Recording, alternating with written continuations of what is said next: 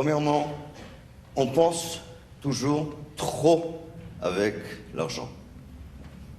Vous savez, selon les études américaines, françaises, anglaises et à travers le monde, l'impact dans le temps d'un bonus ou d'une augmentation de salaire est de 2 semaines. Ça veut dire, si on veut, on peut garder la motivation en augmentant chaque 2 semaines. C'est une possibilité. Et si on met un bonus plus grand, oui, C'est 3 semaines, un mois. Mais l'entreprise ne va pas tenir longtemps avec des grands bonus. Et si on regarde les études qui ont été faites par nos collègues, on voit que l'argent, le salaire, c'est en 8e, 9e place comme source de motivation, comme on a complètement indiqué. Et c'est très vrai. Mais, on a un problème.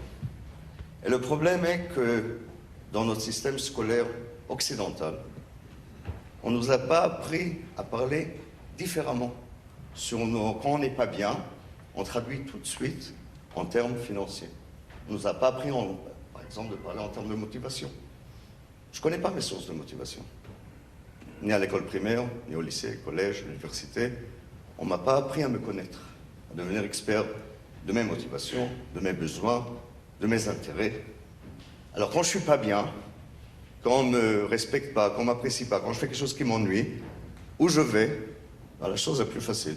Je veux une augmentation de salaire, je ne suis pas content de la rémunération. Parce que les gens, ils ont l'habitude de parler de cette façon. Alors ça, c'est une chose qu'on doit comprendre. L'argent, ce n'est pas une source de motivation. Bien sûr, les gens ne vont pas travailler gratuitement, mais de croire que quelqu'un va faire quelque chose qui l'ennuie et qui ne le motive pas, l'argent va résoudre le problème, c'est une faute. Deuxième point qui est très important, on devient de plus en plus unique dans nos motivations, surtout les générations Y et la génération Z, ce qu'on appelle. Même que, vous savez, la génération Y, elle ne doit pas s'appeler Y en français, parce qu'elle vient du mot anglais why, mais du mot, pas de la lettre. Pourquoi? C'est une génération qui demande pourquoi. En français, on la traduit directement Y. La génération Y, mais aussi les autres générations, on a des motivations uniques, on a un set de motivations uniques. Qu'est-ce qu'on trouve de plus en plus? Qu'en fin de compte, toutes ces actions globales que les entreprises font sur la motivation sont ridicules. On ne peut pas faire du top-down sur la motivation. Je ne peux pas me motiver au lieu de quelqu'un d'autre, et on va parler de ça dans la deuxième partie.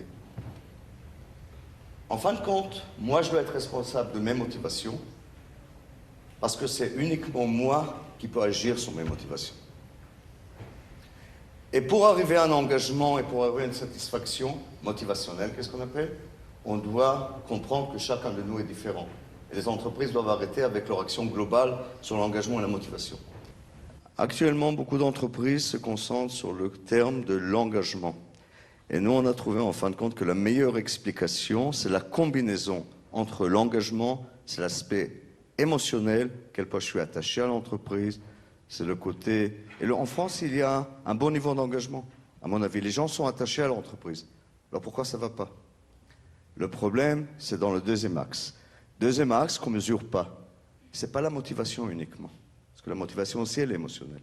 C'est la satisfaction motivationnelle. Ça veut dire à quel point je suis satisfait de qu'est-ce qui est important pour moi. Et on ne me demande jamais ça. Dans les enquêtes, dans les baromètres, on demande, même interne, des entreprises, on demande aux gens à quel point vous êtes satisfait de ça, de ça, de ça, de ça, de ça, de ça, de ça. Je peux être très satisfait sans que ça soit important pour moi. C'est pour ça qu'on a identifié en fin de compte qu'il y a 4 types de relations entre le collaborateur et son entreprise. Et pour expliquer ça d'une façon très simple à des dirigeants qui détestent la psychologie, on a traduit ces relations, ou ces états motivationnels, en relations de couple. On a 4 états motivationnels. Le premier état, je suis engagé, je suis satisfait de ce qui est important pour moi, je suis dans la zone verte, l'histoire d'amour. La relation avec l'entreprise est digne d'une histoire d'amour, je suis heureux et je me surpasse. Parce que vous allez voir, je peux être heureux sans me surpasser. Deuxième situation que malheureusement est assez fréquente en France, je suis engagé envers l'entreprise, mais je ne suis pas satisfait motivationnellement. Ça ne m'intéresse plus qu'est-ce que je fais, je ne me sens pas bien dans qu'est-ce que je fais. Et là, je me surpasse toujours et je suis malheureux. Et c'est là que le burn-out commence. C'est là que se trouve le début du burn-out. Parce que si on ne fait rien, on passe très rapidement au troisième état motivationnel, c'est la séparation. Je ne suis pas engagé envers l'entreprise et je ne suis pas satisfait de ce qui est important pour moi. Là, je suis malheureux et je ne me surpasse plus. Maintenant, il y a deux possibilités de deux types de séparation, comme dans le couple. Je reste, mais je ne suis plus là. C'est ce qu'on appelle les zombies de l'entreprise. Ou je quitte l'entreprise. De nos jours, les gens ne quittent pas les entreprises à cause de la situation économique. Quatrième situation, quatrième état motivationnel, c'est le mariage blanc. Je reste dans l'entreprise pour les enfants. Ça veut dire, je ne suis plus engagé vers l'entreprise, mais j'ai mon salaire, je suis satisfait de mes collègues, je suis satisfait de mes conditions de travail, c'est une relation donnant-donnant. Et du moment qu'on comprend où se trouvent les équipes, où se trouvent les gens, parce que nous, dans notre solution, chaque individu, après qu'on mesure, chaque individu reçoit un guide.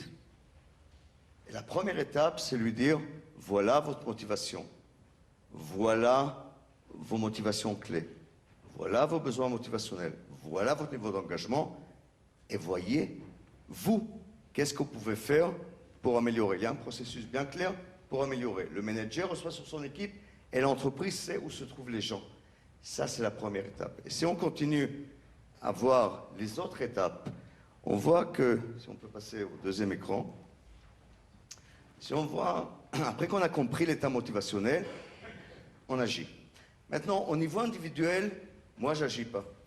Je laisse les gens agir. Comme je dis toujours, une entreprise de 10 000 personnes, elle n'a ni les moyens, ni l'argent, ni les ressources de s'occuper de la motivation de 10 000 personnes. Comme c'est moi qui est responsable d'arrêter de fumer, c'est moi qui est responsable de faire du sport, c'est moi qui est responsable de manger ça, de la même façon, ça doit être moi qui est responsable de ma motivation. Mais, ici il y a un grand mais, on doit m'apprendre comment le faire. Et c'est ça qu'est-ce que Motiva s'efforce dans toute sa vision, toute sa philosophie, de passer là, c'est très facile de dire responsabiliser les gens. On doit leur donner les outils pour le faire. Et la motivation, ça s'enseigne. C'est une compétence qui se développe. Au niveau individuel, on doit apprendre aux managers comment développer leur leadership motivationnel. Alors, si vous voulez avoir un effet, motivez et après, développez. C'est tout. Merci.